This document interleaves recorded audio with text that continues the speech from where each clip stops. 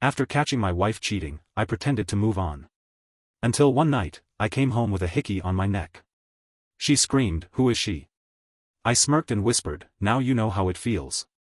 Her jaw dropped, and that's when she realized. The game had just begun.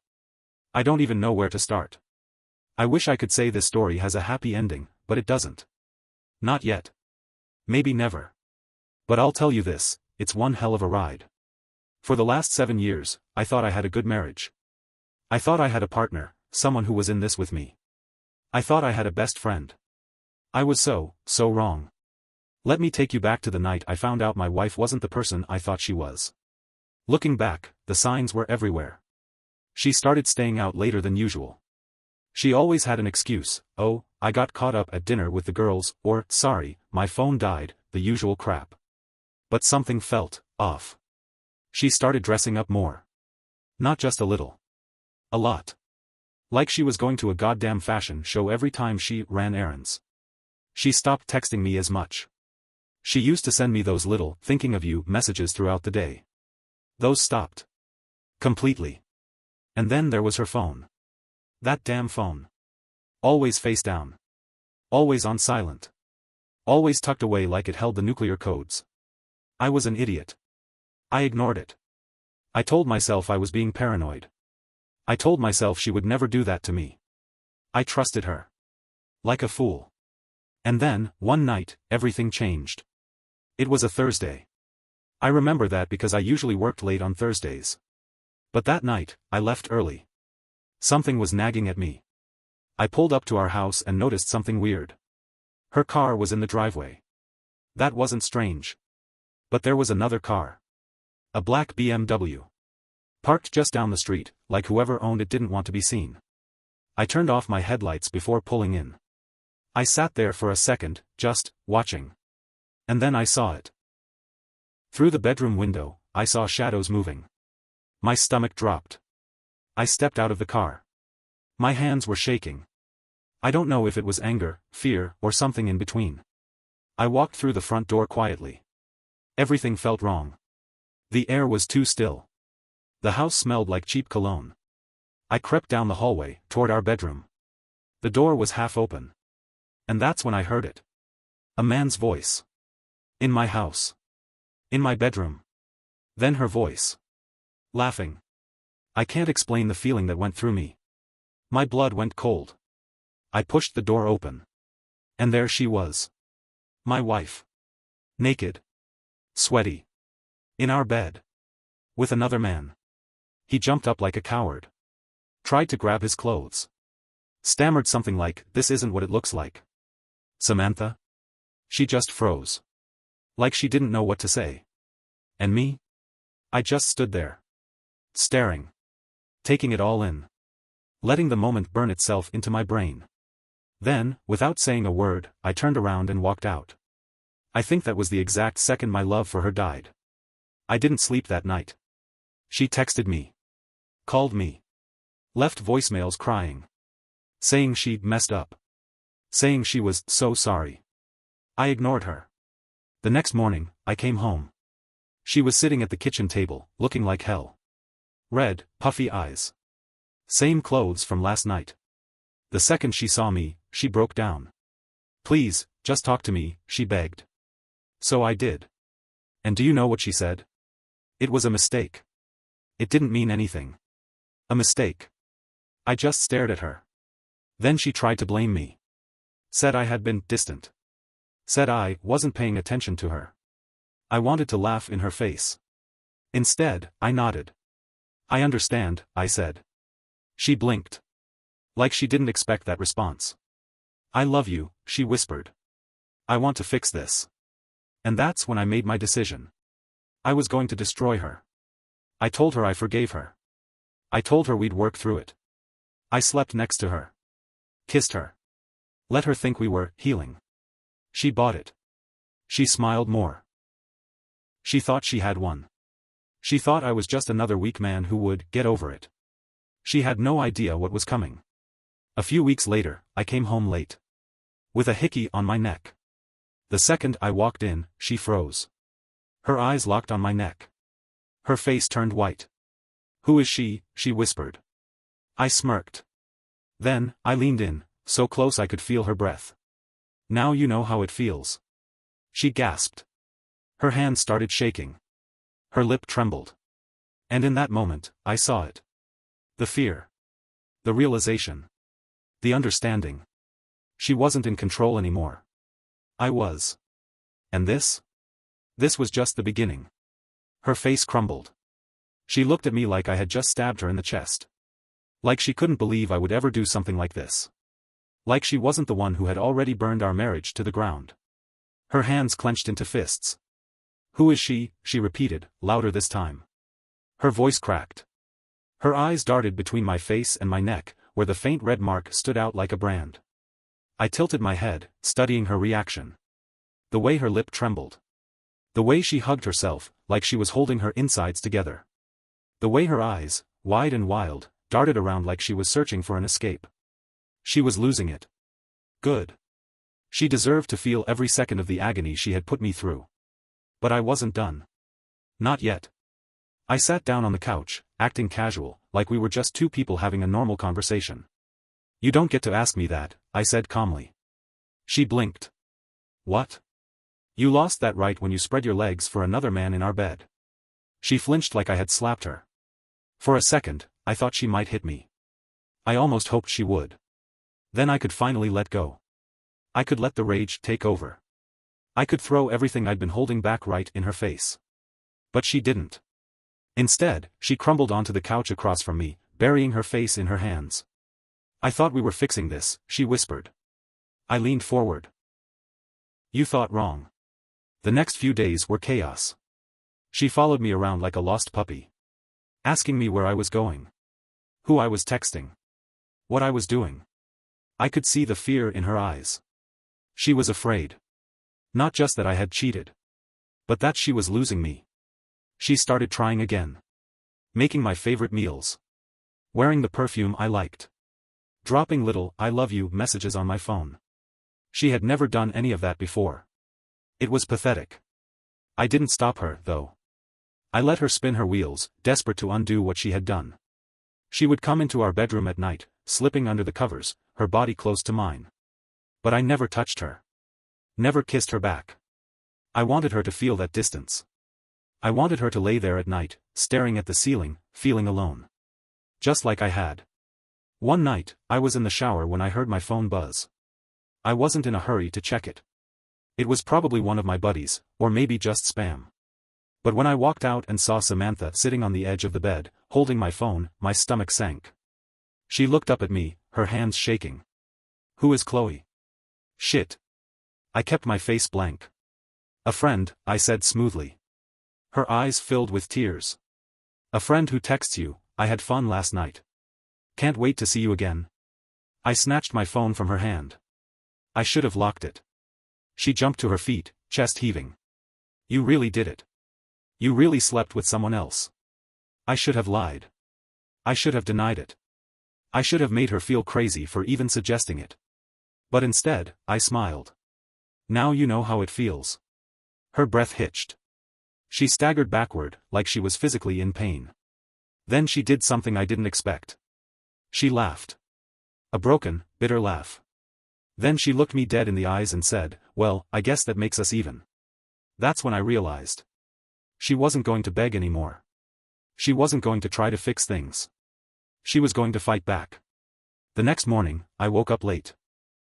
Normally, she would wake me up before she left for work. But the house was silent. I walked downstairs, expecting to find her in the kitchen. But she was gone. Her car was gone, too. I checked my phone. No messages. We had never ignored each other like this before. Even after the fight, even after everything, we always texted. My gut told me something was wrong. I went to work, but I couldn't focus. Something was off. That night, she came home late. Past midnight. I was waiting in the living room. She walked in, looking different. Her makeup was still perfect. Her dress was tight. Her hair was styled like she had just walked out of a salon. She smirked when she saw me. Long day? I asked, my voice calm. She shrugged, setting down her purse. Just got drinks with a friend. I stared at her. Who? She smiled sweetly. Too sweetly. You don't get to ask me that. My blood boiled. This wasn't regret. This wasn't guilt. This was a war. I knew what she was doing. She was playing my own game against me. For weeks, we danced around each other. Silent battles. Hidden wounds. She would go out late without telling me where she was going. I would disappear for entire weekends, leaving no explanation. She started dressing up more. I started leaving little hints, lipstick on my collar, a different perfume on my shirt. We weren't husband and wife anymore. We were competitors. And we both refused to lose. But the thing about war? Eventually, someone has to fall. And I had a feeling it wasn't going to be me. At first, the war between us was silent. No shouting. No dramatic fights.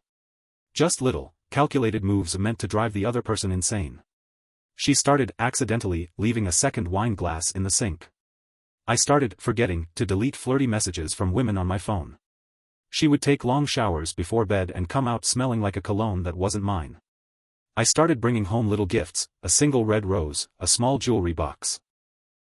Things I left out just long enough for her to see, then pretended to throw away. It was toxic. But neither of us was backing down. Then one night, things exploded. It was a Saturday. I had just gotten home from a weekend business trip, which was really just me getting out of town to avoid her. I walked into the house and immediately knew something was wrong. There was music playing softly from the living room. Candles were lit. And Samantha? She was sitting on the couch, wearing nothing but one of my dress shirts, unbuttoned. Her legs were crossed. She had a glass of red wine in her hand. And she was smiling. Not her usual fake, polite smile. This was something else. Something dangerous. Welcome home, she purred. My heart pounded. Not with excitement. With suspicion. I walked closer, keeping my face unreadable. Got back early, I said casually. She shrugged. Lucky me. She uncrossed her legs and stood up slowly, like a hunter cornering its prey. I didn't move. I just stared at her, waiting. And then, she kissed me. Hard. Desperate. Like she wanted to erase every trace of the past few months in a single moment. I didn't kiss her back. Instead, I pulled away, searching her face. What the hell was she doing? She tilted her head, eyes burning with something I couldn't quite place. I miss you, she whispered. I said nothing.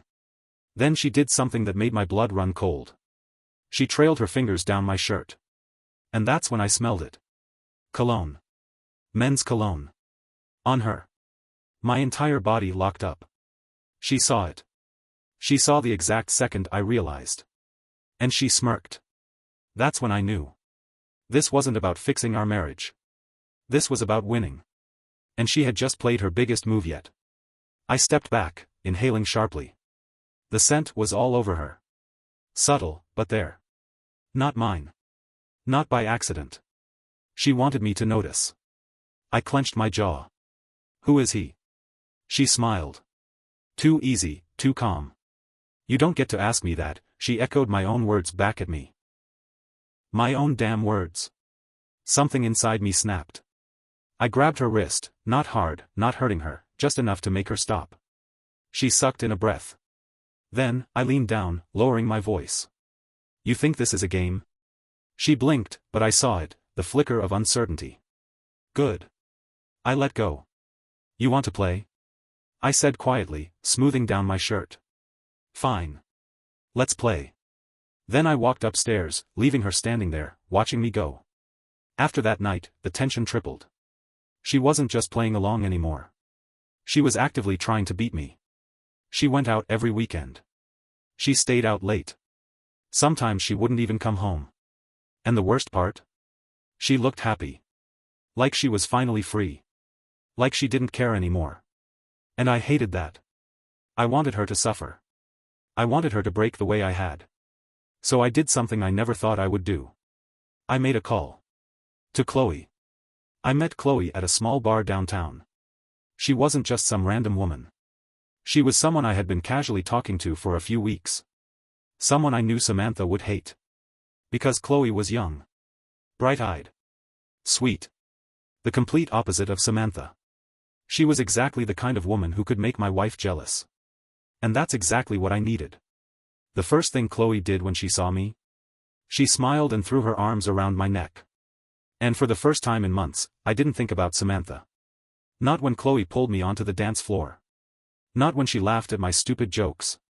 Not when she leaned in and kissed me, slow and deliberate. But when I got home that night, lipstick still on my collar, Chloe's perfume all over me, I realized something. This wasn't making me feel better. Not even a little. I still wanted revenge. But for the first time, I wasn't sure if I wanted it on Samantha, or myself. The next morning, I woke up to my phone buzzing. A message from Samantha. We need to talk. Now. I stared at the screen, my stomach twisting. Something was different. This wasn't like before. The war was about to end. I just didn't know if I was ready for how it was going to happen. Samantha's message sat on my screen like a bomb waiting to go off. We need to talk. Now. I stared at it, my heart pounding. Something felt different this time. This wasn't her usual guilt-ridden plea, and it wasn't another one of our mind games. This was something else. I took a deep breath and typed back 2 words. I'm home. The second I stepped inside, I knew something was wrong. Samantha was sitting on the couch, back straight, hands folded in her lap. No makeup. No perfume. Just her. For the first time in months, she wasn't trying to impress me. She looked exhausted. She met my eyes, and I realized something I hadn't admitted before. We were both tired. This war had gone on too long. I leaned against the wall, crossing my arms. Go ahead, I said. Talk. She took a shaky breath. I saw you last night. I blinked. Saw me? She nodded. At the bar. With Chloe. Shit. I didn't think you'd actually do it, she continued. I thought, she swallowed hard. I thought we were just trying to hurt each other. I didn't think you'd actually. She trailed off, shaking her head. For the first time in this whole twisted game, I felt something close to guilt. I could handle her being angry. I could handle her trying to one-up me. But this? She looked crushed. And I didn't know how to feel about that. You slept with someone else first, I reminded her. My voice was calm, but even I could hear the edge to it. She flinched. I know. So what's the problem? I said, pushing harder. You didn't care when you did it. Why should you care now? Her head snapped up, and for the first time in weeks, I saw real fire in her eyes. Because I never stopped loving you, she shouted. The words hit me like a slap. The room fell silent. She was breathing hard, her fists clenched. I was stupid, she whispered. I was selfish, and I ruined everything, but I never stopped loving you. I didn't move. I didn't speak. I just stared at her. And then she laughed. A broken, bitter laugh. But you? You don't love me anymore, do you? She didn't say it like a question. She already knew the answer. And so did I. I should have felt victorious. This was what I wanted, right?